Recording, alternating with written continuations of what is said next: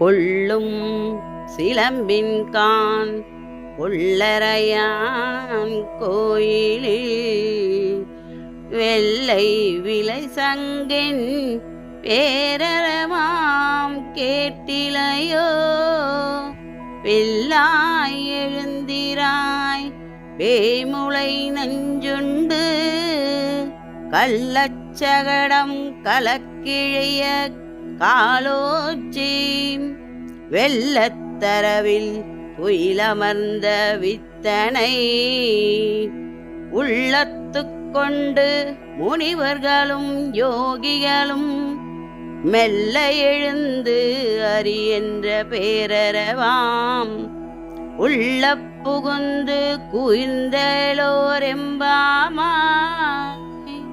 ஐந்தாம் பாசுரத்தில் கண்ணனின் பெருமைகளை சொன்ன ஆண்டாள், இத்தகு பெருமை வாய்ந்தவனை நாம் காணச் செல்ல வேண்டாமோ என்று வினவி, அதிகாலையில் கண்ணுறக்கம் கொண்ட பெண் ஒருத்தியை இந்த பாசுரத்தில் துயில் எழுப்புகிறார்.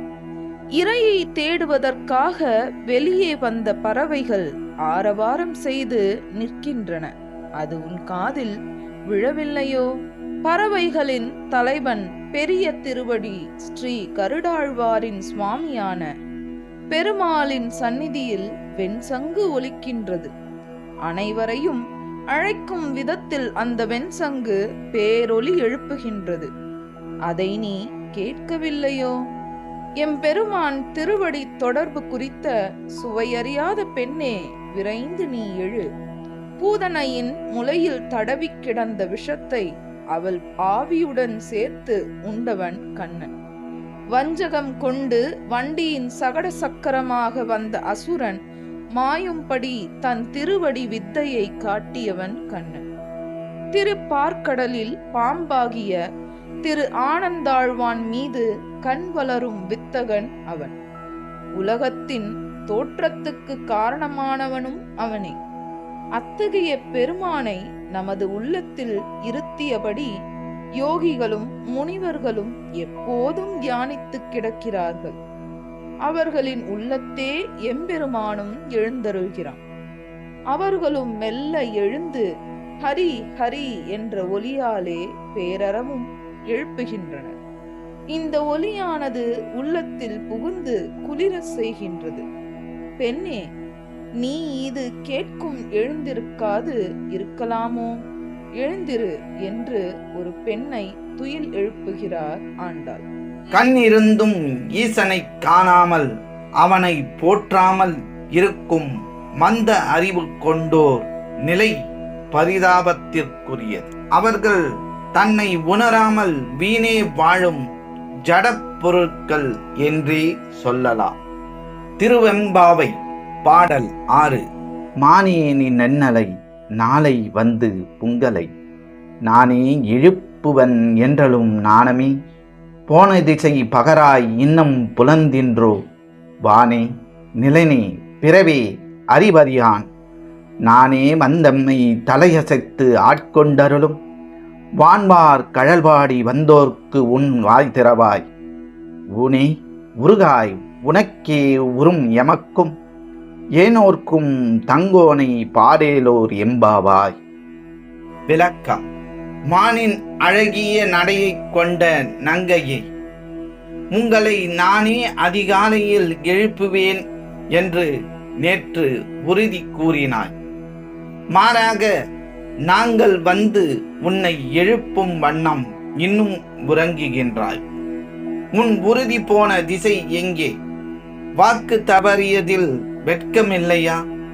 எங்களுக்கு விடிந்து விட்டது, உனக்கு இன்னும் பொழுது புலரவில்லையா?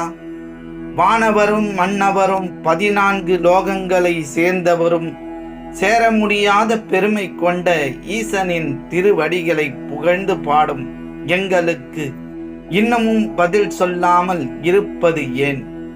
ஞான வடிவாம் நம் ஈசனை எண்ணி ஊன் உருகாமல் இருக்க, கண்ணில் நீர் வடிய ஈசனை பாடாமல் இருக்க உன்னால் மட்டுமே முடியும், எங்களால் முடியாது. விரைவாக எழுந்து வா. சகலருக்கும் தலைவனான நம் ஈசனை பாட வேண்டும். சீக்கிரம் வா. 1000 தாமரை மலர்கள் கொண்டு அர்ச்சித்து அரணாரை பாடியவர் திருமால். ஒரு நாள் 1000ல் 1 குறைய தன் செந்தாமரை கண்ணை பிடுங்கி அர்ச்சித்தார் மாலவன். நெகிழ்ந்து போன நம் தெய்வம் விரைந்து வந்து சக்கரம் அருளி கண்ணா என்று கரைந்துருகியது. கண் என்றாலே அன்புதான். எங்கு வலித்தாலும் கண்ணே அழும். எவருக்கும் துன்பம் என்றாலும் கண்ணே கண்ணீர் சிந்தும். கண்ணே அன்பின் அடையாளம். கண்ணை கொடுத்ததால் அன்பின் வடிவான திண்ணன் கண்ணப்பர் ஆனார். திருமாலும் கண்ணன் என்று ஆனார். இங்கு கண் என்பது பார்வை கொண்ட ஊனக்கண்ணை குறிப்பதில்லை. பக்தி கொண்ட ஞானக்கண்ணும் ஈசனை காண அவசியம் என்கிறது சைவ உலகம். எம்பாவாய் என்று குறிப்பது இரு பொருளை தருகிறது. என் பெண்ணே என்றும் என் கண்ணே என்றும் கொள்ளலாம். அன்பு, கருணை, இரக்கம் என்று வரும் இடத்தில் எல்லாம் குரல் கண்ணனையே ஒப்புமையாக கூறுவதை அறியலாம். கண்ணிருந்தும் ஈசனை காணாமல் அவனை போற்றாமல் இருக்கும் மந்த அறிவு கொண்டோர் நிலை பரிதாபத்துக்குரியது. அவர்கள் தன்னை உணராமல் வீணே வாழும் ஜடப்பொருட்கள் என்றே சொல்லலாம். ஆன்மாக்களின் கண்ணாக ஈசன் விளங்குகிறார். கண் என்றால் அன்பு இல்லையா? அதனால் தான் அன்பே சிவமானது.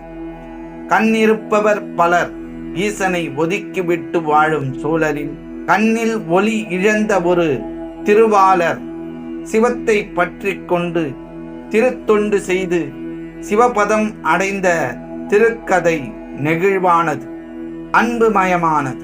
திருவாரூரில் பிறந்த தண்டியடிகள் பிறப்பிலேயே கண் பார்வையற்றவர். இருந்தும் என்ன, ஞானக்கண் விழித்ததால் சிவனையே தலைவனாக ஏற்றுக்கொண்டு திருவாரூர் ஆலயத்தில் சிவத்தொண்டு செய்து தொழுது வந்தார். பிரபஞ்சத்தில் இருக்கும் யாவும் சிவமே என்று எண்ணி வாழ்ந்த தண்டியருக்கு திருவாரூர் கமலாலய திருக்குளமும் ஈசனது அம்சமாகவே தோன்றியது. ஆத்திரத்தால் அறிவிழந்த ஒரு கூட்டத்தின் அட்டகாசத்தால் அந்த திருக்குளம் அசுத்தமாகி பயன்படுத்த முடியாத அளவுக்கு மாறிவிட்டது. இதை எண்ணி நாளும் கண்ணீர் வடித்த அடிகள் அந்த குளத்தை தாமே சீர் செய்ய விரைந்தார்.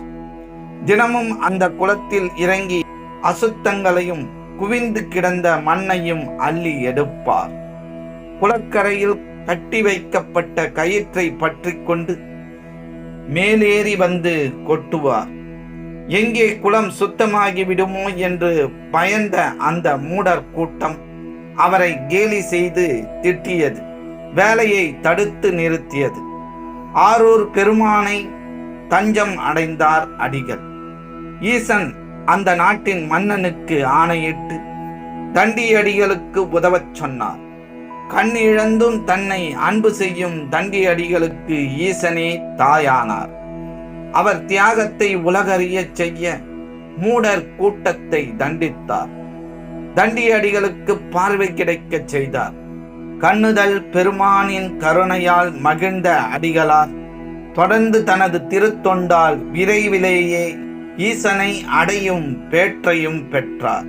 முகத்திற் கண் கொண்டு காண்கின்ற மூடர் கால் அகத்திற் கண் கொண்டு காண்பதி ஆனந்தம் என்று திருமூலர் உரைத்தவாறு வாழ்ந்து காட்டியவர் தண்டியடிகள். இப்படி குறைபாடுகள் கொண்டவர்களும் ஈரறிவு முதல் 5 அறிவு வரை கொண்ட பூச்சி, பறவை, விலங்குகள் போன்றவையும் ஈசனின் கருணை அறிந்து தொழுது அருள் பெறும்போது சகல செல்வங்களையும் கொண்ட நாம் ஈசனை எப்படி கொண்டாட வேண்டும்? கிடைத்தற்கரிய மானுட பிறப்பை அருளியவன் ஈசன். அந்த பிறப்பில் அவனை தொழுது ஆனந்தம் கொள்ள வேண்டாமா? மார்கழியின் வைகரை பொழுது மாண்புக்கு உரியது. இது ஈசனை தொழுவதற்கே உண்டான சிறப்பான காலம். எனவே காலந்தாமதம் செய்யாமல் நீராடி தூய ஆடை உடுத்தி நீரிட்டு மலர் சூடி குதூகலமான உள்ளத்தோடு நம் கண்ணுக்கு கண்ணான ஈசனை கொண்டாட விரைந்து வா. இந்த பதிவினை உங்கள் உற்றார் உறவினர் நண்பர்களுக்கு பகிர்ந்திடுங்கள். இந்த பதிவினை பற்றிய உங்களது மேலான கருத்துக்களை எங்களுக்கு பதிவிடுங்கள். மற்றும் ஒரு ஆன்மீக பதிவில் நாம் அனைவரும் சந்திக்கும் வரை உங்களிடமிருந்து நன்றியும் வணக்கத்தையும் கூறி விடைபெற்றுக் கொள்வது ஸ்ரீ ஞானவாசல் ஸ்ரீனிவாசன். நன்றி, வணக்கம். எங்களுடைய பதிவு உங்களுக்கு பிடித்திருந்தால் லைக் பண்ணுங்க, ஷேர் பண்ணுங்க. மீண்டும் தொடர்ந்து இது போல பல பதிவுகளை பார்ப்பதற்கு எங்கள் சேனலை சப்ஸ்கிரைப் செய்து பெல் ஐக்கானை கிளிக் செய்து கொள்ளவும். நன்றி, வணக்கம்.